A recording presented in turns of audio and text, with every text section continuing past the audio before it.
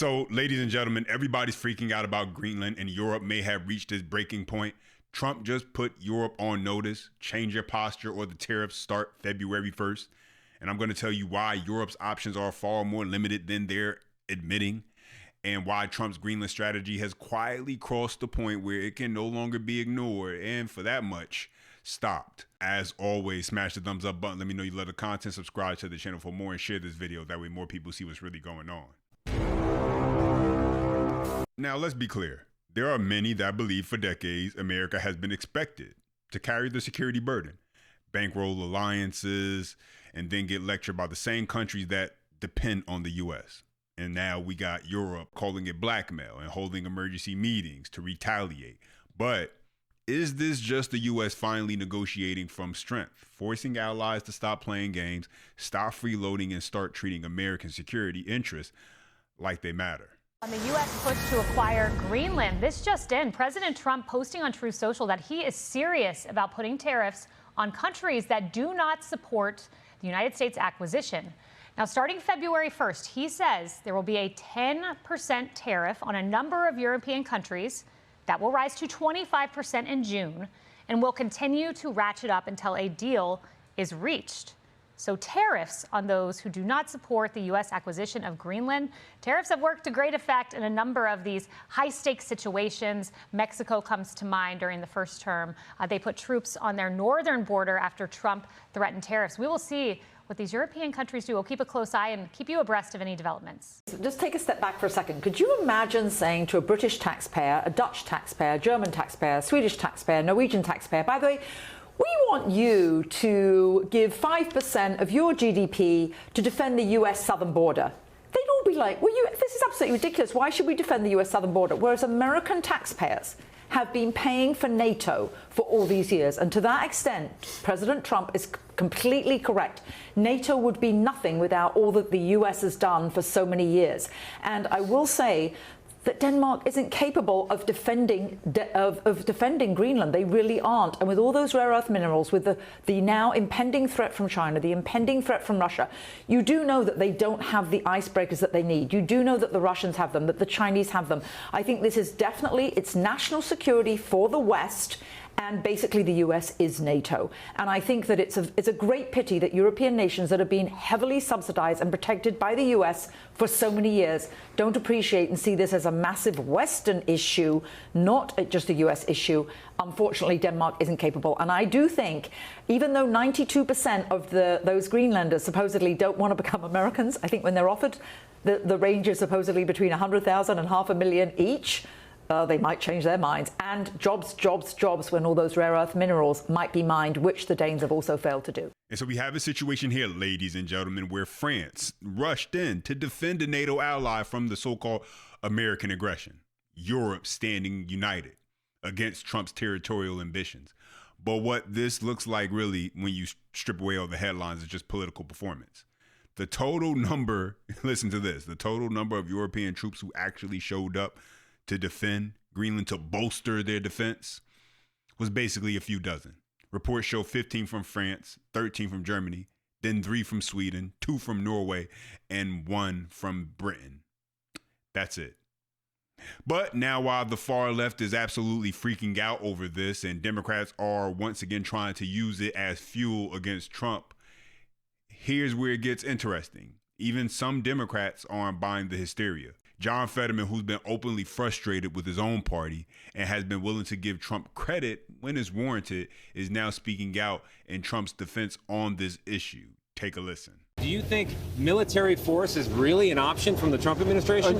No. I think that's wrong. No one, no, that's not an option. And for me, though, it's also undeniable that, one, this is not a brand new conversation. Truman and other in the past offered to buy it there. And now I also remind people it's actually closer to us geographically, North America, to Denmark and Europe, to technically that too. So it's not an absurd idea. Not at all. And so you seen and you heard that, ladies and gentlemen. Everybody's acting like this Greenland thing came out of nowhere, and it didn't. This has been the inevitable next chapter of the minerals war. Because once tariffs and trade pressure started flying, the U.S. got a clear look in the mirror. We are vulnerable on critical minerals, and the rare earth pipeline is one of the biggest pressure points. Now, the problem isn't just do we have a mine? The problem is that the world's refining and processing capacity is heavily concentrated, and China sits on the choke point. That's one of the reasons, clear reasons why Greenland matters. It's not about a vacation destination or real estate argument. It's inputs and power argument. Greenland has major critical mineral potential, rare earths, graphites, and other resources that matter for defense and technology.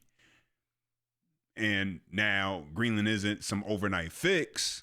Even analysts who take Greenland seriously will tell you about permitting, infrastructure, and downstream processing and how there are bottlenecks. Now, and China's advantage isn't just mining, it's the whole industrial pipeline. But here's the strategic point. If you're trying to protect American leverage long term, you don't wait until you're cut off. You build options. You secure supply lines. You reduce choke points. You stockpile. You invest. You play the long game, which I know people don't really like to listen. That's not really the sexy thing to talk about, right? The long game. But when people say, why does Trump care about Greenland? That's why. Because this isn't about headlines as much as the media wants it to be. This is about who controls inputs that control the future. Here's Scott Bessent speaking, and he's asked a very direct question. Which is more essential to the future of the U.S., Greenland or NATO? Take a listen. Well, but this is about the United States' relationship with its allies, NATO allies, again, reacting with alarm. They're warning that this move to annex Greenland could, in fact, destroy NATO. So let me just put this to you bluntly. Is Greenland or NATO more essential to the United States' national security? Well, Chris, that's obviously a false choice. That's a not from the perspective of European leaders. The European leaders will come around and they will understand that they need to be under the U.S. security umbrella. What would happen in Ukraine that if the U.S. pulled its support out? The whole thing would collapse. That the U.S., Kristen, to be clear, since 1980, the U.S. has spent U.S. military spending versus NATO military spending. We have spent $22 trillion more dollars than the Europeans have. That we are peace through strength. And the Europeans now are only trying to play catch up. And that is only through President Trump. President Trump believes in NATO, but he does not believe in the American people being dragged in. So to be clear, this isn't an ultimatum, as Scott Bessent put it, where America has to choose between NATO or Greenland. That's the media framing. What Bessent is pointing to is peace through strength, which means understanding leverage and understanding reality, because this is the reality. Point blank, period. Europe talks tough, but the alliance runs on the U.S. capacity. NATO itself estimated 2024 defense spending at about $1.4 trillion, and almost $968 billion of that came from the United States, while Europe and Canada combined were about, $500 billion. So when Europeans posture like they can dictate the terms while the U.S. carries the burden, Trump's view is very simple. You don't get to have it both ways, no. And that's why the administration is using a deadline and tariffs, February 1st, as a forcing mechanism. Not because America needs Europe, but because Europe needs access to the U.S. protection and U.S. economic partnership while they try to block U.S. strategic objectives. And that's the point. The U.S. doesn't have to pick NATO or Greenland. The U.S. is the reason NATO has teeth in the first place. And Europe and everyone else knows it. I believe we do need Greenland, not as a 51st state, maybe as a protectorate, it would be nice. Not by force, not by military. It has rare earth minerals, and it is strategically placed in such a place that it is essential for us if you are preparing for war. He is preparing us for a couple of things. A digital war, where we are fighting who's going to win AI. A currency war, whose currency is going to be dominant. Who's going to actually be responsible for the financial well-being of at least the Western world, and I think a hot war. And so he is taking all of the assets that we need, oil, energy, That's coal, electricity, nuclear, all kinds of tech, not just AI, but military tech. Did you see what he said yesterday? He said yesterday, we have a problem with our military industrial complex. It's too slow. Hurry up. He is preparing for any eventuality. And he's carving out not an empire, I don't think. I think he is carving out the Western world and making strategic partnerships like he did with Argentina. We made them a big loan because they were struggling. We're not trying to control Argentina. I don't want to control Argentina, but I want them as an ally. Same with Venezuela. I don't want to run your country, but I want you as an ally. And, you know, Cuba, I don't want you. No communism here, not in this sector. The other reason why I think Greenland wouldn't be as important if NATO wasn't useless. I think he has written off Europe. I have. I don't know about you, but I've written off Europe. Europe's not going to be any help. They're going to be a nuclear-armed Islamic caliphate in 10 years. If they don't change their ways, that's what it will be. That's not helpful. Denmark. Denmark's not Denmark anymore. What is Denmark? It is all of these countries are collapsing. They are absolutely delusional. They are becoming a totalitarian European Union that is going into a fascistic sort of way, complete control, complete anathema to freedom. At least that's their plan with the WEF. And he's written that off. We're not going to be allies with you guys. We're not. You're going to separate yourself from us. We're not going to. And so I don't want you to have all of those strategic reserves. We're willing to buy them from you. We're willing to buy Greenland. We're willing to make them a protectorate. They can run their own thing, but they're not going to Europe. They're coming here.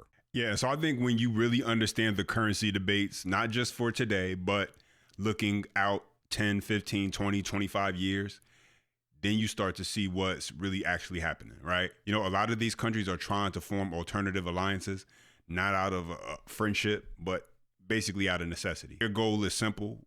They want to reduce U.S. dominance in the global currency system because the United States sits at the center of the dollar system, and that system is reinforced by economic power, global markets, and yes, military strength. The dollar isn't backed by gold, we know, in the old school sense. It's backed by trust, you know, liquidity, enforcement, and the fact that the U.S. underwrites global security, right? Now, we do hold the largest official gold reserves in the world, but the real question isn't about gold, it's about power. And that's where countries like Russia and China come in.